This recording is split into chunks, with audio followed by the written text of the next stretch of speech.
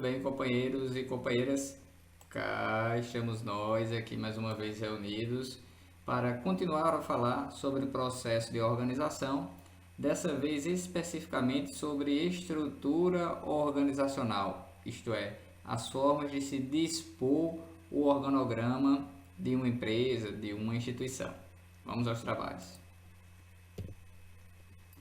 Primeiramente, os nossos objetivos. Os objetivos para essa discussão seriam descrever e explicar os diversos critérios para criar uma estrutura organizacional, explicar a diferença entre função e departamento e explicar situações que poderiam se aplicar a um critério ou outro de estruturação de uma organização.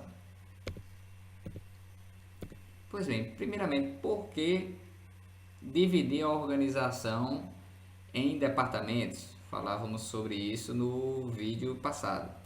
A partir dos objetivos que são estabelecidos no processo de planejamento, é importante que a organização venha a dividir o seu trabalho de forma a facilitar o alcance daquele objetivo. Então, normalmente, essas divisões, ou muitas vezes, essas divisões ocorrem de acordo com as funções ou com as principais funções da organização. Então temos aqui a função de produção, a função de marketing que está relacionada às vendas, a função financeira que diz respeito aos pagamentos e aos recebimentos, a função logística ou de distribuição e a função de contratação de pessoas ou de recursos humanos. Então, ao se ver organizações com o setor de recursos humanos, o setor financeiro, o setor de marketing, ela está organizando, dividindo o seu trabalho, suas tarefas, de acordo com essas funções administrativas. Um primeiro critério, então, para fazer essa divisão, que vamos chamar de critério de departamentalização, é o critério funcional. Que seria esse critério funcional? É o critério utilizado para dividir os departamentos de acordo com as grandes funções da administração. Então, como eu falei agora há pouco, função industrial pode implicar na criação do departamento de produção, departamento de manutenção, departamento de engenharia. Na função marketing, pode existir um departamento de marketing, ou de vendas, de promoção, de pesquisa. A função financeira e assim vai, com a função logística e também com a função de recursos humanos, com suas respectivas atribuições. Então, ao olharmos para o organograma de uma empresa e perceber a existência de um departamento de marketing, de um departamento financeiro, de um departamento de recursos humanos, podemos afirmar que aquela organização ela tem um critério de departamentalização funcional. Criou departamentos de acordo com as funções administrativas.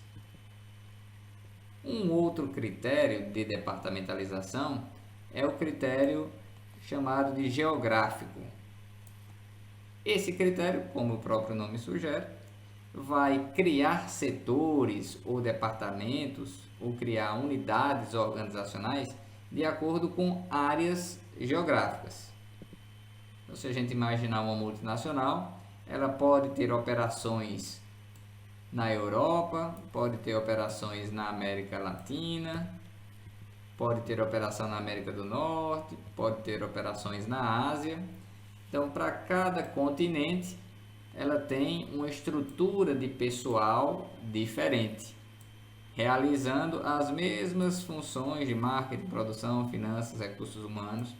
Nesse caso aqui, já concluímos que existe um critério de departamentalização geográfico neste nível do organograma e existe um critério de departamentalização funcional neste segundo nível do organograma. Um outro critério de departamentalização Também adotada é a departamentalização por produto ou serviço, dependendo do caso. Como exemplo de empresa que utiliza esse tipo de departamentalização, podemos imaginar uma concessionária de veículos.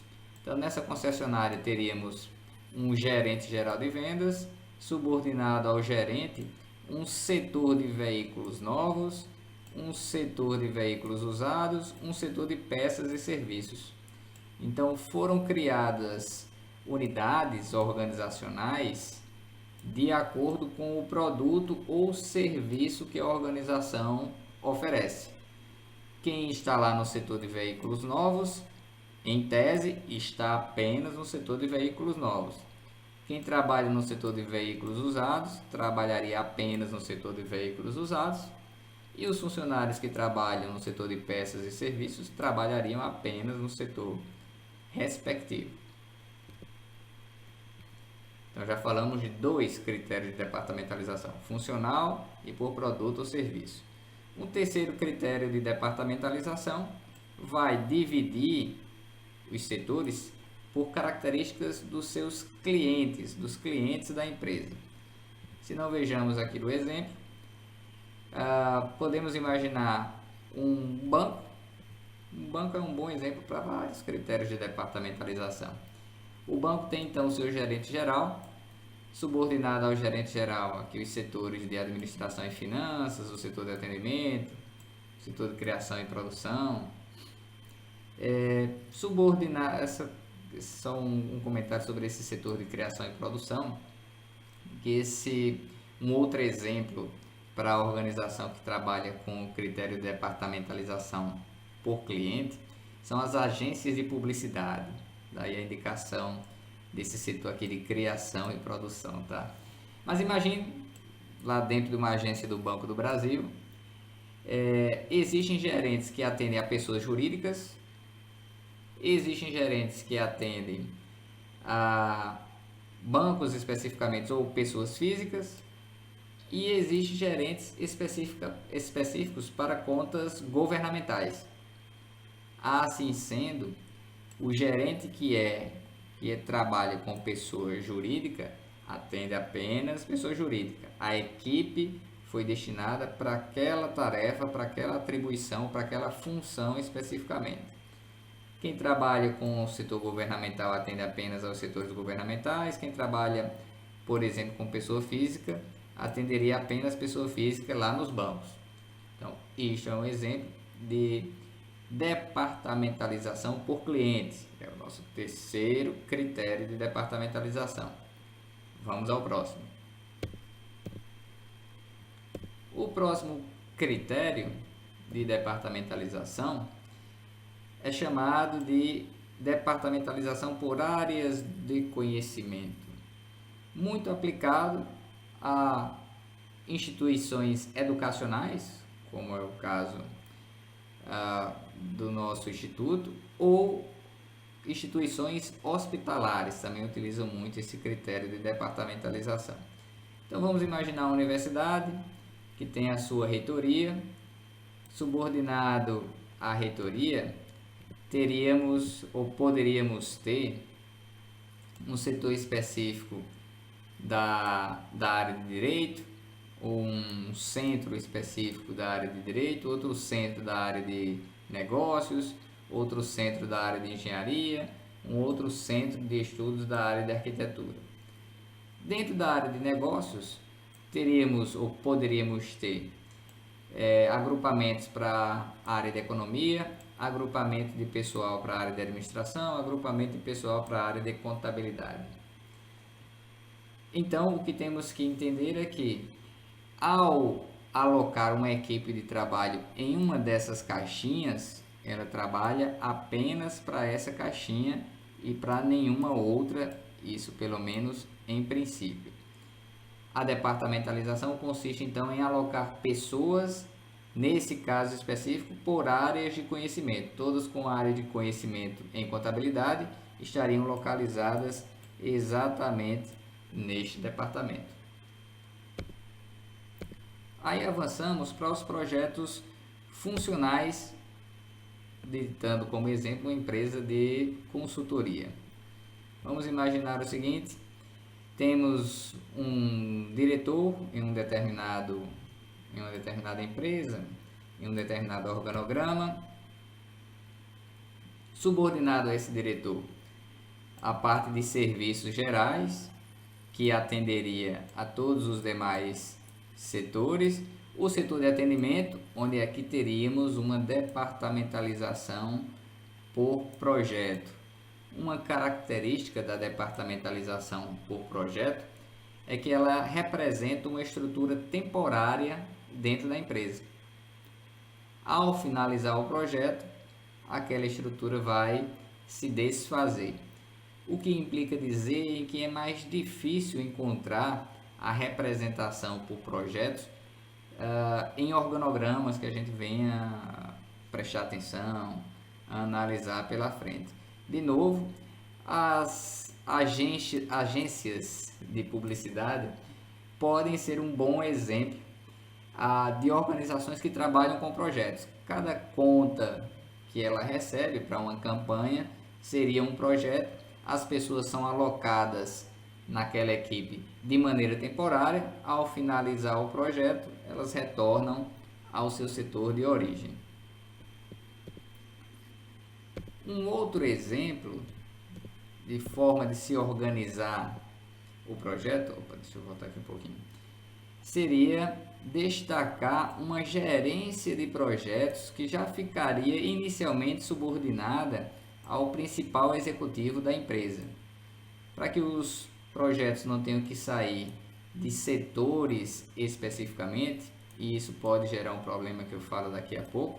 Então o gerente de projeto já ficaria inicialmente subordinado ao principal executivo, de maneira que esse principal executivo é quem iria apontar as pessoas que fariam parte da equipe de projetos de maneira temporária. Chegando para a estrutura matricial, que é um outro tipo de organização por projetos, temos aqui um ponto interessante a comentar. A estruturação ou a departamentalização por projetos, ela vem a talvez quebrar um dos princípios da administração colocados por Fayol, que é o princípio da unidade de comando. Por quê? Porque ao trabalhar em um projeto, o indivíduo ele passaria a se reportar a dois chefes ao mesmo tempo: o chefe do seu setor de origem e o chefe ou o gerente do projeto para o qual ele está trabalhando de maneira temporária. Então aqui podemos imaginar que do departamento de sistemas de informação, esse departamento iria ceder pessoas de maneira temporária para participar do projeto. Depois, pessoas da área de consultoria para o projeto. Depois, pessoas da área de auditoria para o projeto. Isso implica dizer que, talvez, ao trabalhar no projeto, aquele indivíduo se reporta ao gerente do projeto em si e ainda continua se reportando ao chefe do seu setor de origem. Isso pode causar conflitos dentro da organização, embora defenda-se e acredita-se que a gestão de projetos, para a execução das atividades, atribui uma maior celeridade e flexibilidade, oferecendo um maior ou um melhor produto para o cliente e para o consumidor. Pois bem, companheiros, esses eram os pontos para hoje.